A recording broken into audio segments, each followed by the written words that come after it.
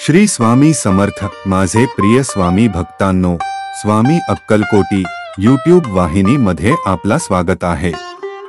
आज मी तुम्हाला महाराजांची अवतार कार्य विषयी आणखी एक गोष्ट सांगणार आहे. आम्हाला खात्री आहे की आपल्याला ही गोष्ट नक्कीच आवडेल. तर ऐकूया महाराजांचा 38वा अवतार कार्य. कोंडूनानाची गोष्ट. स्वामी भक्तांचे कैवारी, दीनांचे दयाळू. कोंडूनाना नावाचा स्वामींचा एक भक्त अक्कलकोट येथे राहत होता. एक दिवस तो खासबागेतील विहिरीवर तोंड धुत होता. तेवढ्यात तेथे फिरत फिरत बंबगार्डनची स्वारी आली.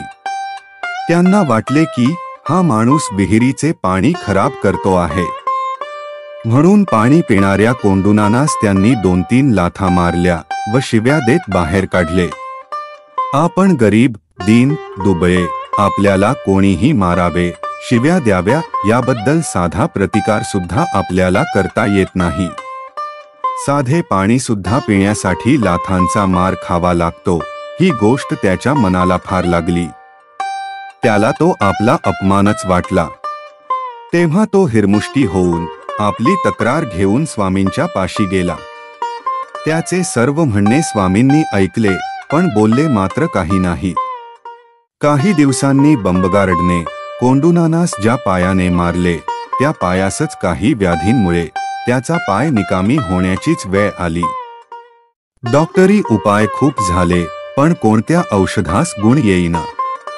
पाय कापण्याशिवाय पर्याय नाही असा डॉक्टरांनी त्याला सांगितले. शेवटी मिरो नावाच्या गृहस्थास बंबगार्डने स्वामींना प्रार्थना करण्यास सांगितले. हे मिरो नावाचे गृहस्थ मामलेदार होते आणि स्वामी भक्त होते.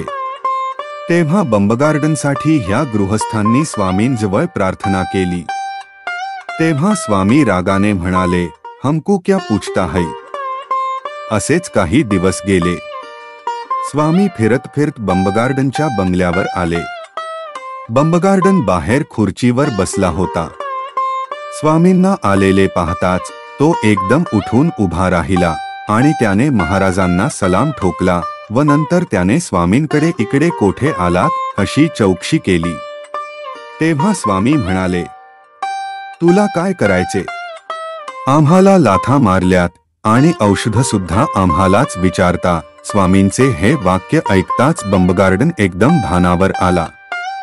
आपण कोंडूनानाला लाथेने मारले, त्याचे प्रायश्चित्त स्वामींनी आपणास पायाला व्याधिरूपाने दिले. त्याला आपण केलेल्या कृत्याचा पश्चात्ताप झाला. मग त्याने स्वामींजवळ आपली चूक स्वीकार करून क्षमा मागितली व आता काही उपाय सुचवा असे विनवू लागला. बंबगार्डनला पश्चात्ताप झालेला पाहून स्वामी महाराजांनी त्याला क्षमा केली आणि तांदळाच्या पाण्यात अळूचे कांदे कुस्करून लावण्यास त्यांनी बंबगार्डनला सांगितले. ते करताच काही दिवसांनी पायाची व्याधी बरी झाली. इतिश्री महाराजांच्या अवतार कार्य विषयी 38वी गोष्ट संपूर्ण. शुभम भवन्तु.